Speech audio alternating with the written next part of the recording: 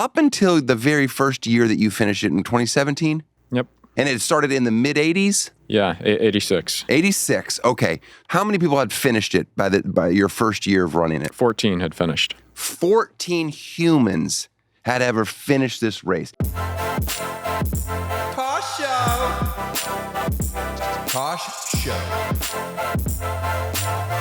Tosh Show for show. Happy Tuesday.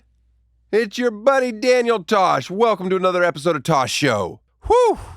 I am relieved. Why are you relieved? Eddie, I done goofed. Uh-oh. I done goofed. I'm worried they're going to backtrace me. Now, I consider myself to be a top 10 parent. True or false, doesn't matter. In my head, I'm a top 10 parent. But what I did to my daughter the other day, if someone were to say, hey, we have to take your child away from you for a week just so you understand how bad what you did was, I would be like, that seems fair. Wow. Yeah. You ready for this? Yeah, let's hear it. Okay. Every day of my son's life, I walk him to school. But I walk him with his sister. His sister's a year and a half, a little bit older. We get there, we do a routine, we go to his class, puts his book bag away, we play for about 3 or 4 minutes outside, and then we go in, we start on the first project of the day. They let the parents kind of assist, with the first little writing activity. My daughter, sometimes she participates with me.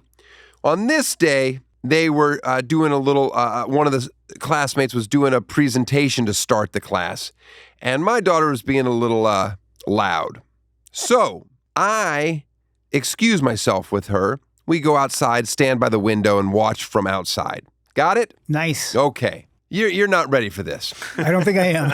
There's a metal bin about table height, just slightly, my daughter's a little bit taller than it is, that they put all the balls in from recess. I thought it'd be funny. I put my daughter inside of it. It's right next to the window. I can watch inside. And then my daughter starts throwing the balls out. And then I pick the balls up. I put them back in. She's laughing. Now we've got a game. Okay? She throws the balls out. I pick them up. I put them in. I go to my phone. I look at things. I take a photo of her. How cute. Let's do it again. Okay. Next thing I know, I don't know what I was doing. Certainly wasn't paying attention. She climbs up out of the cage on her waist, flips over, heads straight down into concrete. Oh, man. Bites her tongue in half, bleeding. I'm positive she's concussed, just screaming. The TK teacher assistant, she sees me. She's like, oh, like she saw it. Yep. Oh, no. There's nothing I can do at this point. I'm like, oh, no. So I just start running. No, I'm kidding. I pick my daughter up, and she's just screaming like, why have you forsaken me, Father? You've never let me get hurt. And I'm just like, oh, no.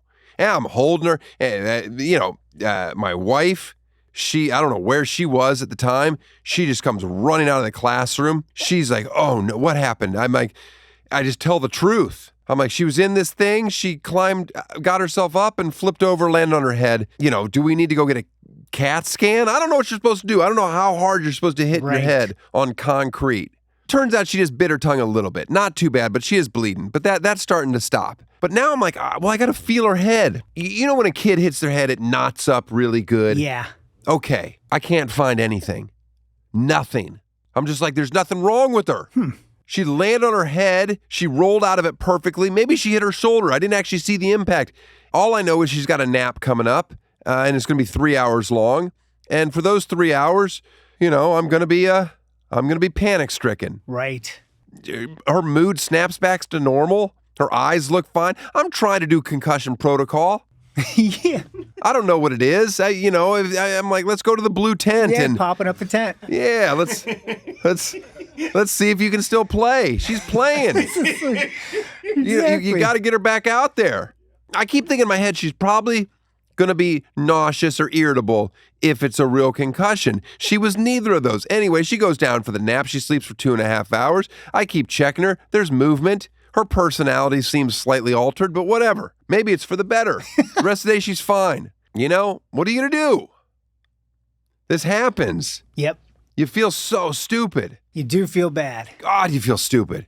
You're like, how can I let this happen? I never let it happen with my son. He never took a spill under my watch. But my daughter, woo, this was a real one. Anyway, I got a new game I want to play. It's called Pita vs. Non. What do you like better, Eddie, Pita or non? I'm going non. That's how you play. Oh. Give you guys an update about having my wife on the podcast. Now, the negotiations have hit a snag, partially because my daughter was dropped on her head. It's okay. Okay, but this year, calendar year 2024, not looking good. First of the year, 2025, I think I can make it happen. All right. I think she'll be over it by then. And I'll be honest with you, having my wife on, probably not going to be that interesting anyway. You're going to find out what my night's like every day. And it's like, yeah, well, you want to go to bed? Yeah, it's 8:45. Well, let's do it. No, we have a wonderful relationship. It is riveting. So many fun stories to share. All right. Not as fun as today's guest. Today's guest may single-handedly be the most impressive person physically that I've ever met in my life. Enjoy. Tosh Show. There's a good chance my guest today ran all the way here from Tennessee. He is one of only a handful of people in the history of humankind to finish the Barkley Marathons, and he's done it 3 times. Please welcome to the studio where we sit down in chairs for an hour like normal people. Mild-mannered masochist, ultra-marathoner, John Kelly. Thank you. Excited to be here. Didn't come all the way from Tennessee, but I was tempted to run to the studio here. Oh, man. Where'd you come from? Santa Monica, so just down the road. Yeah. Santa Monica. I thought he was in Tennessee. You live in Tennessee, though, don't you? Yeah. I'm right there on the North Carolina-Tennessee border. You guys got hammered. We did. On this storm. How did your neck of the woods do? So our house was very fortunate. We lost power and water for a few days. Our road was washed out. But yeah, there are definitely areas that have effectively been wiped off the map. Oh, that's awful. Well, I'm going to get more into Tennessee. Let's start this with my first question. Okay. Do you believe in ghosts, John? I'm ghost agnostic. Okay. Evidence isn't there. Mm-hmm. Your name is John Kelly. You worked under President Trump? I get that a lot. I get lots of angry messages on social media thinking that I'm that John Kelly, but no, not me. Were you on the track team in high school? I was. Did track and cross country. I was good, definitely not great. Took about 10 years off after that before I started running again. Can you be a great ultra marathoner at 19, or does it really take experience and you can go till you're 50, right? Or is that not true? Yeah, the things that I do, the multiple day events, there are people still competing at the top end until about 50. Mm-hmm. Some of the shorter events you could certainly do when you're 19 and be extremely good, but the longer things get, the more time you have to build that aerobic base and to build the experience. What's the longest distance you've ever run? 100 miles? You ever done one of those dumb races? Oh, yeah. That's I focus on the multi-day stuff, and so one event I did was about 350. 350 miles. Yeah, I love everything you're saying. And when you average your time out, what minute miles are you doing for 350 miles? So that one took about 5.5 days, but that's including sleep. Mm-hmm. Probably got about 6 to 8 hours of sleep over that period of time. So, in the mountains for that length of time, if 20 to 30 minutes a mile is going to be pretty solid. You look at Barkley, and it's really all you have to do is move 30 minutes a mile to finish, and you're good. Yeah. All right, let's get into the Barkley Marathons, because now this, I'm gonna ramble on it. You correct me when I'm wrong. Somehow, something came into my feed. I started reading about this, and then I just became fascinated. And then all I could do was look into this. So the Barkley Marathons are a multi-day race, a five-day race? 60 hours. 60 hours. 60-hour race in the mountains of Tennessee, and it's basically every day you're running a loop, which is basically a marathon. It's a little less than a marathon, yes? 20 miles a day, is that what it is? Or 20 miles a loop? Yeah, he calls it 20 miles. It's more like 26. It's all unmarked. So, Okay, fair enough. It's unmarked. You don't have like a GPS with you or anything like that. You have to run this crazy race. There's a book that you have to rip a page out that coincides with your number so that to verify that you actually went this. People lose pages. People's books have been occasionally mysteriously lost or misplaced. And if you don't get that page, your race doesn't count. You're not in the record books as someone who finished it. And up until the very first year that you finished it in 2017, Yep. how many people had finished the race? And it started in the mid 80s. Yeah, 86. 86. Okay, so no one can do that math. But how many years was that when 2017? 31. 31. All right. So how many people had finished it by your first year of running it? 14 had finished. 14 humans had ever finished this race. This is why I became fascinated. The first person to finish the race was a full decade after the race had been going on, correct? Yeah, and everyone thought it was a joke at first. Like, oh, no one can actually do the first 5 loops. And this Mark Williams came over from the UK and wasn't in on the joke. And he went ahead and went out and did the full 5 loops. How many people have finished to this day? 20 now. And this year, 2024, the first female finished. Yeah. What did you think of that? Were you upset? No, it was incredible. That was Jasmine Paris, a Brit. I lived in the UK for a few years and got to know her quite well. And it was, I don't know that I'll ever see anything in sports like that. Definitely not in person. Everyone had given up. She had no chance. Time was running out. And then running into camp and finishing like that with 30 seconds to spare in a 60-hour if she race. was 35 seconds, it wouldn't have counted. Nope. There is 60 hours. She was 30 seconds away from it not counting. Finished all 5 loops. How many women every year do you see in the race? I'd say it's about a quarter. So 8 to 10. They only let 40 people run, right? Yeah, and it's math to try to figure out the number of total loops amongst those 40 people. And this race was based off of the assassination of MLK. What's his name? James Earl Ray. James Earl Ray, who escaped from prison and was caught 60 hours later and had only made it 12 miles away. Yeah, I think it was less than that, just a few miles, kind of curled up in the fetal position. Mm-hmm. And so Gary Cantrell, the race director, kind of said, I could go 100 miles in that amount of time in those mountains. And that was the genesis of the race. Yeah. By the way, the guy, Gary Cantrell, he's the one that started this race. But is he a runner? Yeah. He's quite an accomplished ultra runner back in his day and also a heavy smoker. So there's where you get your mix there. Okay. Has he ever finished the race? Oh, no. No. Not close. He's done a loop at least. And by the way, does he own this land? No, it's a state park. And has the state ever been like, oh, you can't run on this? Yeah, in the early 2000s, the head park ranger effectively tried to shut it down, and it took a resolution by the Tennessee State Senate to keep it going. And that's why things are so strict now on kind of protecting the land that we run on, limiting the number of entrants, limiting any sort of spectators. It's not a spectator sport, or is it at all? And no, can I come and watch the finish? No, because it's in a tiny park that's really resource and space constrained as it is, just with the participants, and most of it is off trail out in the wilderness. I just want to see the final leg. Yeah, I mean it's. What about cameras? Will he set up cameras ever? He has had a few people on specific spots on course with cameras before, and he does have a few media people there each year. Okay. Why I'm so fascinated with you in particular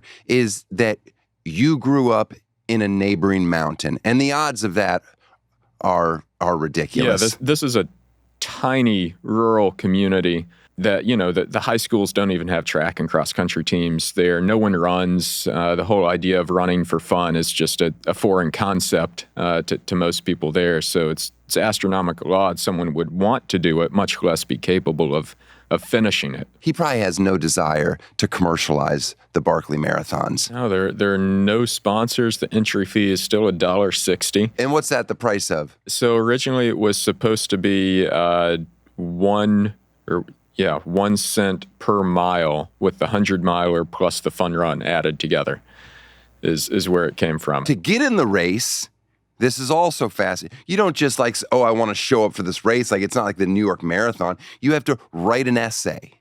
Every year do you have to write an essay, or are you grandfathered in now? Yeah, I'm grandfathered in, and once you finish, so I don't waste my time or his with a big essay. And what is he grading papers? What is he looking for in this essay? He's looking for, do you have the motivation and do you have the credentials to actually have a legit shot at this? Well, what if you're a famous ultramarathoner, but you're you don't want to pick up a pen and jot a few things down?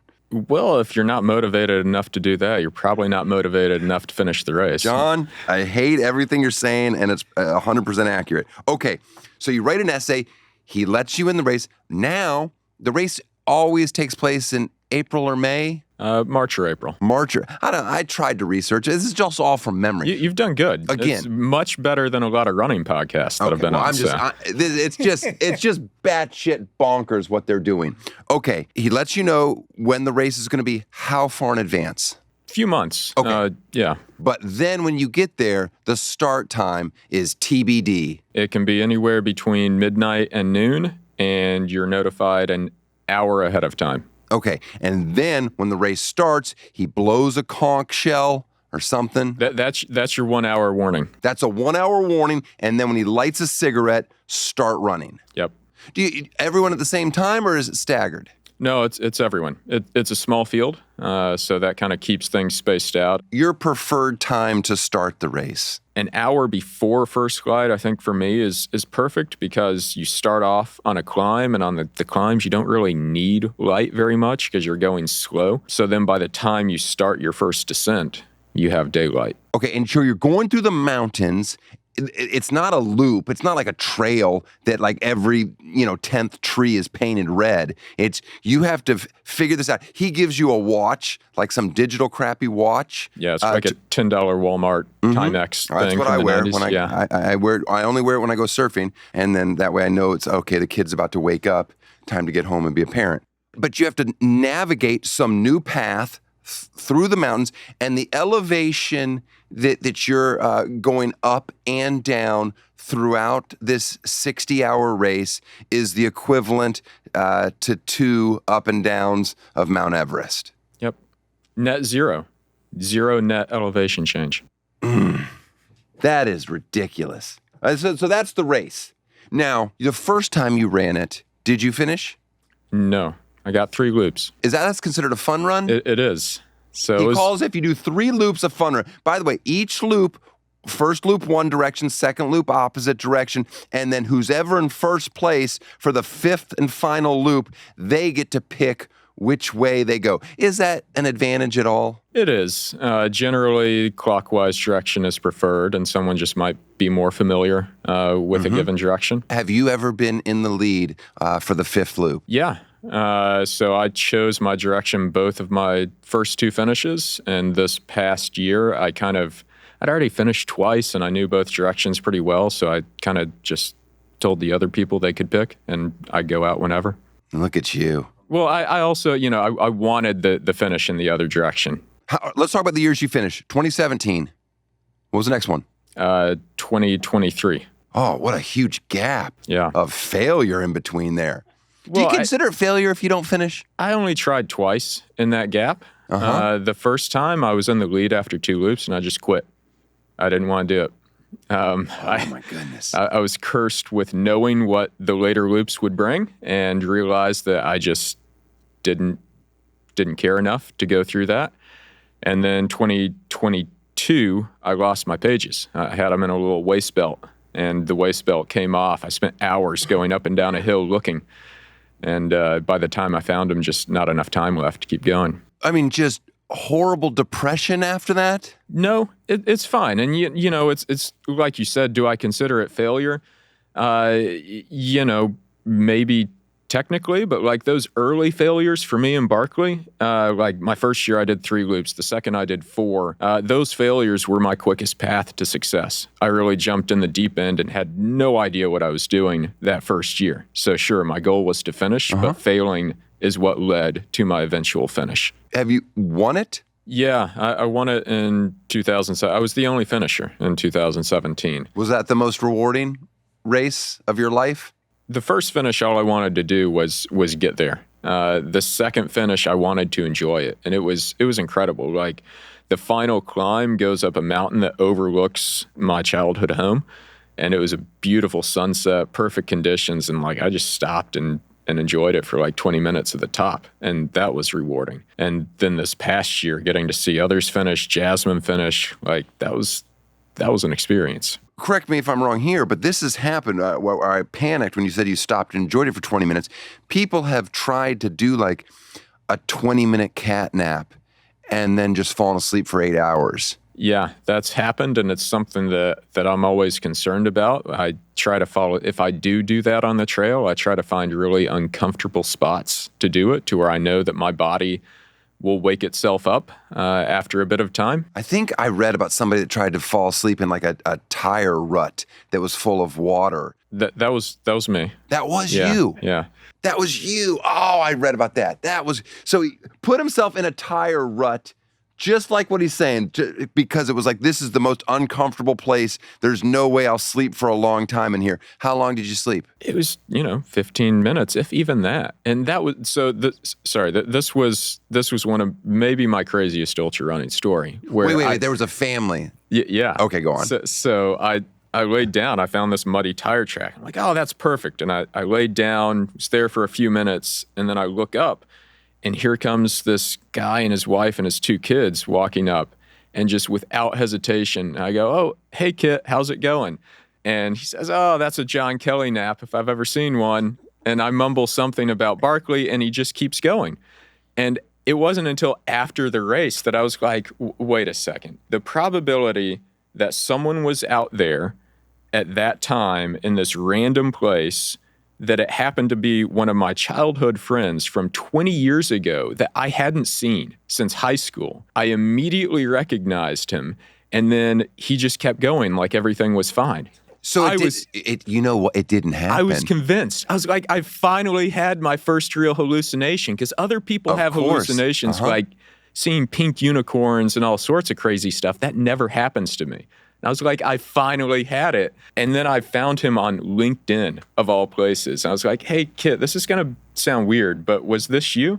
And he said, yeah, it was me. We love going in for hikes out at Frozen Head. I actually saw why him. did he say the John Kelly nap thing? Because he knew about Barkley. Okay. And he knew what I had done there. So, because normally I would think if you see someone face down in a muddy tire track in the woods, you might be concerned. But no, he just kept going. Face down? Yeah, well, I'm a stomach sleeper. Well, sure. So, you got to be uncomfortable. Do people in the area, are they even familiar with this race? Do they know that people throughout the world care about this race that are these elite athletes? They definitely do now, and that's been one of the cool things for me is seeing that knowledge and that pride in it grow over the years that I've done it. When I was a kid, my dad kind of knew that crazy people showed up in the woods at the park there once a year, but didn't know much more about it. I mean, there should be a sign going into your city that says you live there. Do people know who you are in town? Like, oh,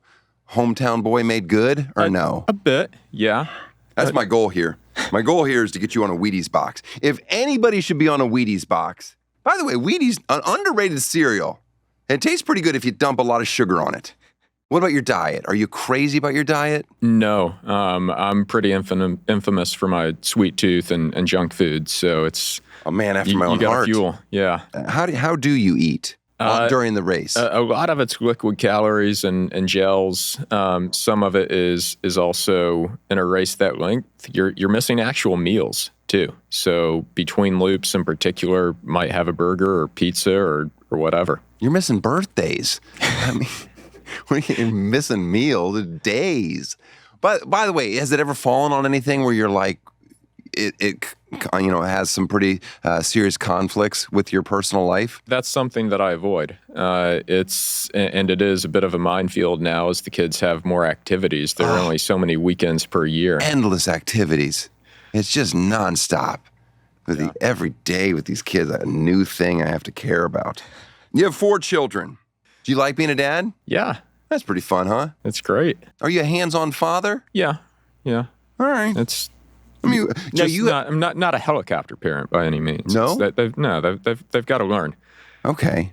Well, I mean, sure, but... Got to have the freedom to screw up. Well, right, but you don't want to get hurt physically. I mean, you live out there. Not permanently. Okay. That's the best parenting advice ever. You don't want to get hurt permanently. I love that. When you go for a daily run, do you go distance or do you go time? Mainly distance, but I don't go as far as everyone assumes I would. I really don't train more than a serious marathon runner would. More than a serious marathoner. Well, that seems like a lot. So you're doing 5 miles, 10 miles? Yeah, 5. 10-ish. You ever run on a treadmill? I do. I hate it. You hate it. But I did start doing, I got a bike trainer recently and started doing the Zwift thing with the virtual kind of video game thing.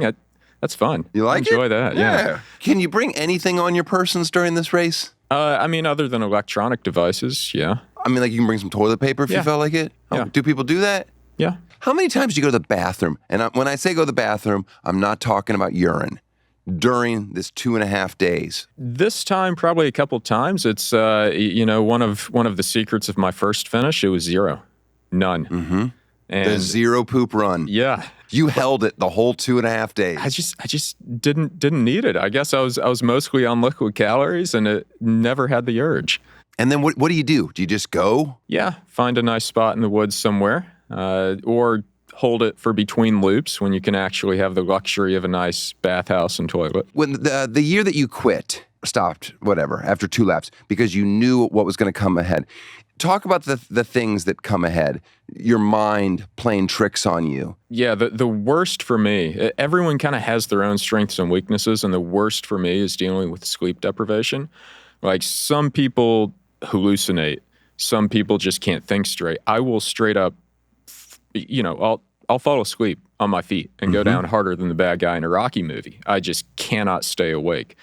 And so that's the point where for me it still gets pretty miserable. So how long do you get to sleep after each loop?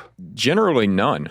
This past year, I was the only one of the finishers that slept. And I went back to my campsite between loops 4 and 5 and slept for like 20 minutes, and that let people get out in the directions they wanted to go. And then I was on my way. 2.5 days and you had a 20-minute nap.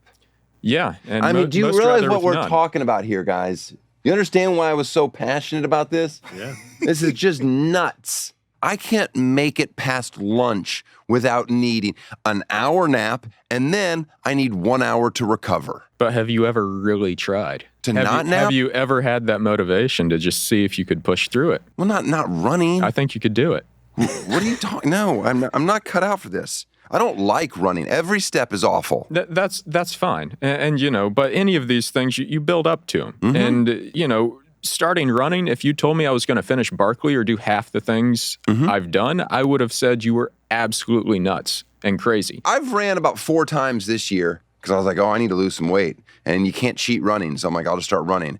Every day that I ran, I spent the next 3 weeks just telling everybody that I went running.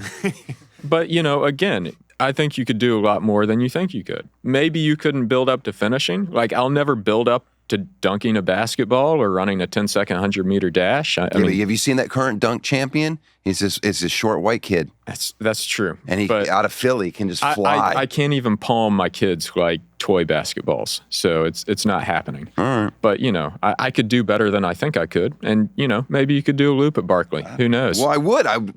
The problem is I won't be able to get in. My strong suit would be the essay. I probably could pull that part off, but I just want him to know that I only want to try 1 lap. And that's not going to interest him. He's not going to be, well, you're not taking it seriously. So there's people that try to get in every year as the virgin sacrifice, the number 1 bib. Uh-huh. But, those are people that are still serious runners. I know. But just have no chance. and he kind of no one has ever gotten in by volunteering to be that person. Yeah. It's not going to, I'm not, I mean, no part of me would take it seriously. How easy is it to get lost on these races? Like, how do you figure out where you have to go? Most races, you do actually have a GPS and a route that you loaded into your watch or your phone. The Barkley, you do not. You just have a map and compass. But also at Barkley, it's in a fairly confined area. So if you wander off in the same direction too much, you're going to hit a road at some point. And people have certainly done that and had to kind of hitchhike back to the start finish. Can you cheat and get to the book a shorter way? They are laid out to where the course is pretty much self-penalizing. Like if you don't go the correct way, you're losing time from it. Now, as far as if you can kind of do the books in a different order and get a shortcut that way, it is theoretically possible, but it's pretty well self-policed out there because people are going to notice, like, hey, how did you get ahead of me? And you guys are you care so much. It's like, who are you cheating? You know, Right. I don't, that's my instinct is like, how do you cheat to finish this? Do you ever practice there? Actually at that mountain off season? So you're actually not allowed to go off trail at the park other than during the race. What a strict park. Well, part of it's to protect some kind of some native species that are growing I get there, why you're prevent supposed to, but poachers from coming in. And there's also open mine shafts from like decades ago that you could just fall into. But there is an on-trail 20-mile loop around the park that you can go run. do you ever run that one? Oh, yeah, all the time. Is the terrain capable of continuing to get hard enough? Yeah. They could change things and make things way worse? Yeah, it's definitely gotten to the point where it's converging on what is really possible. I mean, if there are other huge improvements in gear. I mean, what other gear besides yeah, shoes? That's one of the things I love about the race is the course keeps getting harder to try to keep it right at that edge where like 1% can finish. And a lot of that is in response to gear improvements over the years. You know, in road running, we have this big debate about super shoes. If super shoes were a thing at Barkley, the course would just get harder, and that would solve that problem. Back when this race started, the course was easier, but people were seriously out with carbide mining lamps on their head because their other choice was those giant mag lights with the 4 D-cell batteries that would last for like 5 minutes. We now have running vests, great shoes, LED headlamps, running nutrition, training and knowledge is good. So I don't know how many we're hitting diminishing You returns might be able to get like a that. shirt that changes temperature to keep your body the same temperature at all times. Maybe that. But, you know, again, he can start coming from the other direction and eliminating some of that stuff. Like there's no GPS. You can't listen to music. There's no altimeters. So Do you like to listen to music when you run? I don't. It's kind of like my one time of day when I don't have to think about anything and I can kind of just let my mind wander on whatever. Supposed to listen to your body. Yeah. I don't know. That's what that people say. Or nature.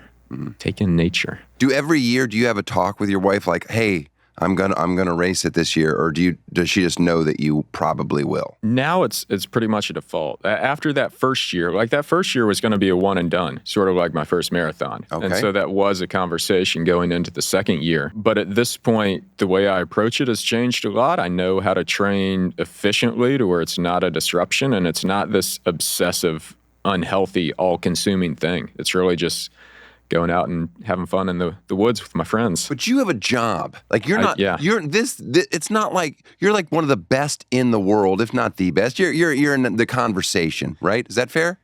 Within a tiny niche within a niche, you know, ultra running as a whole, no, definitely not. Okay, but with this elevation specific type of race like Barkley, people would say, I don't know if they would say this, because it's so niche that it's like, well, if more people knew about this and cared about it and there was money into it, then there would be these athletes that could do it.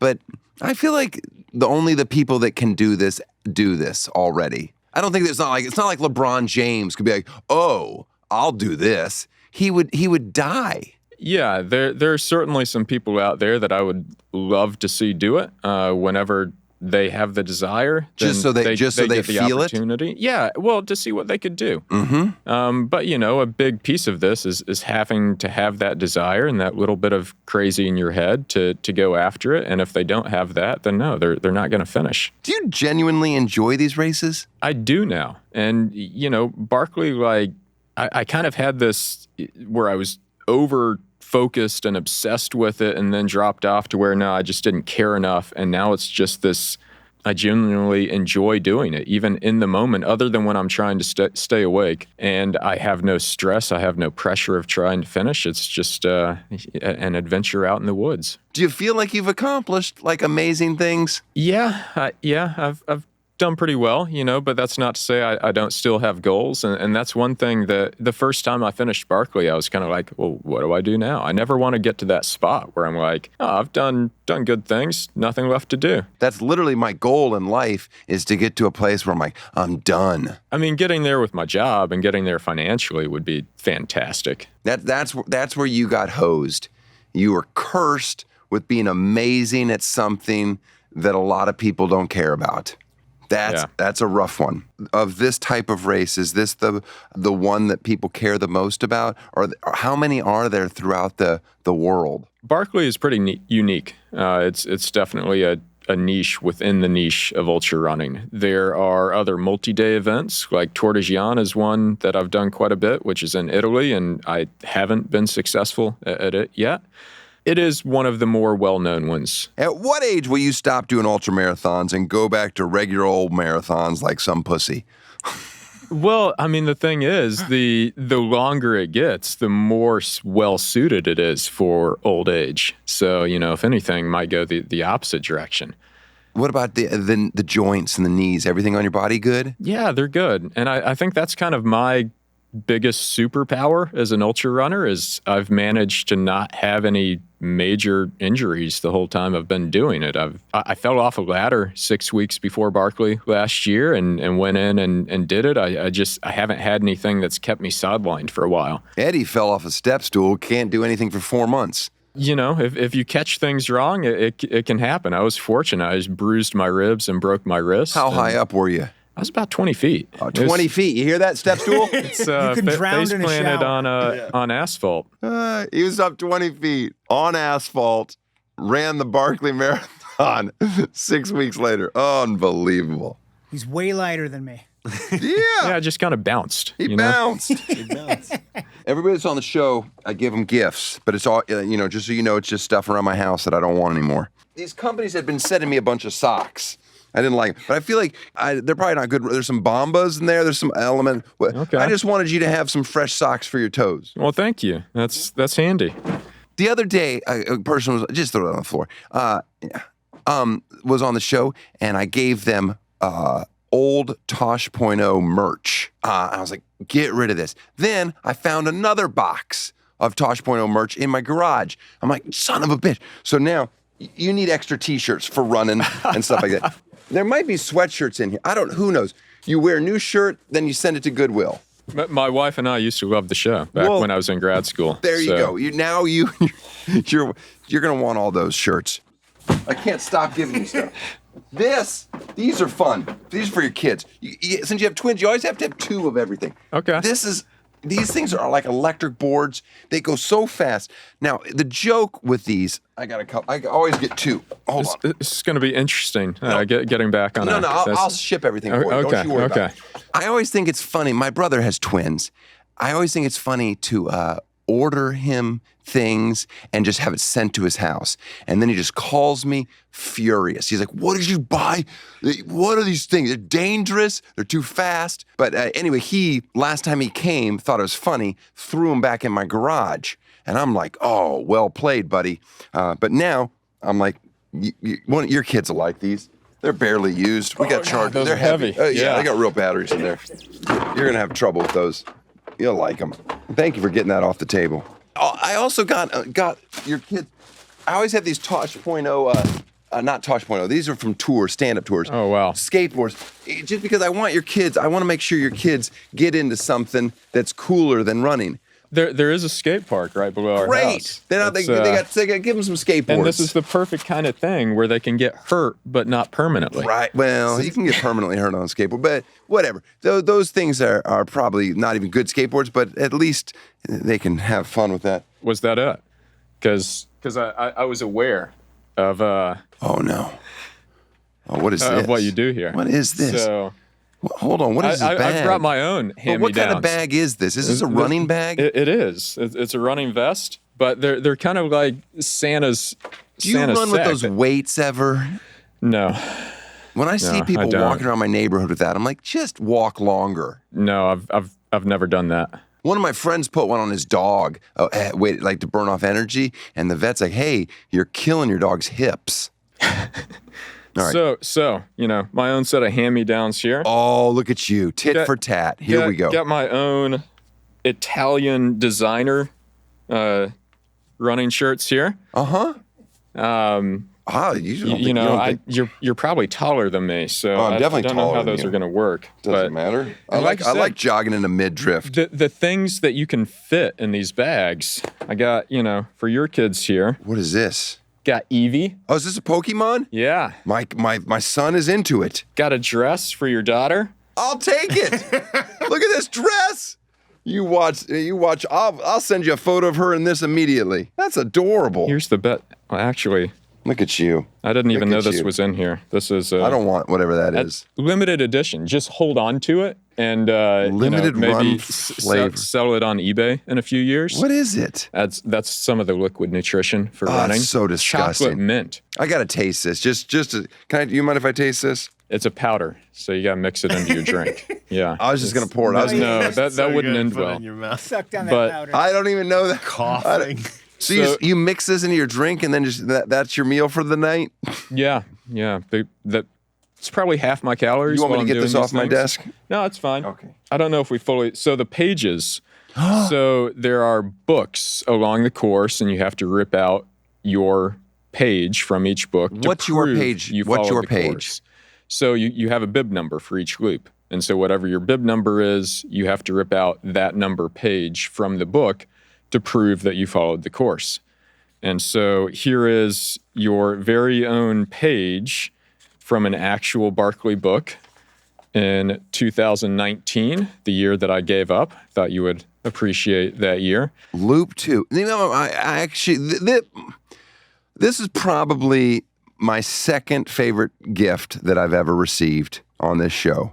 First, it was a hat that I liked. That what's his name? That's fair. But this right here, has he ever?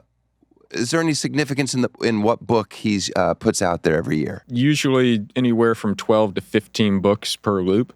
And they all have sort of mocking titles. Like this one, I think, is Lost Souls. And, you'll have all sorts of them that kind of poke fun at the people out there. I mean, the importance of page 67 to you, or were you 68? I was 6. It's all odd numbers. There are only odd number bibs because if you had someone that was 67 and another person that was 68, Well, I mean, you could space them out. It's only 40 people. Well, yeah. Well, but multiply times each loop. So generally, my final. Oh, they're not putting different books out for each loop. No. So like, your bib one. Your loop 1 bib might be 37, and then your loop 2 bib like 79. And why can some people one loop everybody finds the book, and then loop 4 nobody can find the book's missing? Has that happened or no? There have been a couple times where books gone missing, but most of the time it's just by that point in time your mind is not thinking very clearly. You might be going in the opposite. No, you can have this too. I don't. I don't. Has this been used? Yeah, it has, but I washed it. It's been washed. Well, have you drank out of this? Those have been washed as well. So That's disgusting. Man, there's no world where I'm putting my mouth on that ever. I'd rather just dehydrate. Has he ever used the Bible? No, not to my knowledge. None of the years that I've done it. I bet you there'd be people like just boycotting the race. They're not. You can't rip these pages out. And the importance that you just that right there, isn't that silly? How much has he changed the race from the very first time he had it to what it is now? You know, things, the book, the odd pages. That was from the year one? Yeah, that's all there from the beginning. But yeah. Did you ever read this page? No, I haven't. It's kind of it's kind of like a little romance novel of sorts. There's some kissing going on in this page with Christy.